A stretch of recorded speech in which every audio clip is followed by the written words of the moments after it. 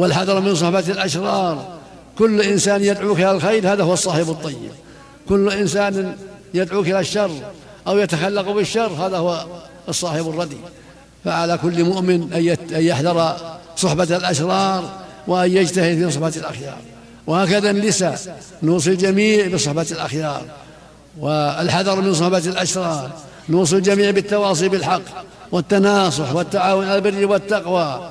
هكذا يجب على الجميع التواصي بالحق، التناصح، التعاون على البر والتقوى. قال تعالى: والعصر إن الإنسان لفي خسر إلا الذين آمنوا وعملوا الصالحات وتواصوا بالحق وتواصوا بالصبر.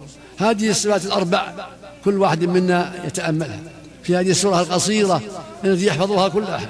والعصر إن الإنسان لفي خسر، جمع الله لك صفات النجاة وأعمال النجاة في أربع: إلا الذين آمنوا وعملوا الصالحات وتواصوا بالحق وتواصوا بالصبر. هذه أخلاق الرابحين وصفات المؤمنين الرابحين، الذين آمنوا بالله ورسوله ووحدوا الله وأخلصوا له العبادة وخافوه وراقبوه وعملوا بطاعته وتركوا معصيته وتناصحوا وتواصوا بالحق وتواصوا بالصبر. هؤلاء هم الرابحون، هم المؤمنون الأخيار، هم السعداء، هم أصحاب اليمين، هم أصحاب السعادة. فعلينا أن نتخلق بأخلاقهم، وعلينا أن نستقيم على ما استقاموا عليه، وعلينا أن نتواصى بذلك أينما كنا، في البلد، في السفر، في البر، في البحر، في الجو، في أي مكان. علينا أن نتواصى بالحق، وأن نحذر ما نهى الله عنه، وأن نستقيم على دين الله، نرجو ثوابه ونخشى عقابه. وعلينا أن نتفقه في الدين، في كتاب الله، في الأحاديث النبوية.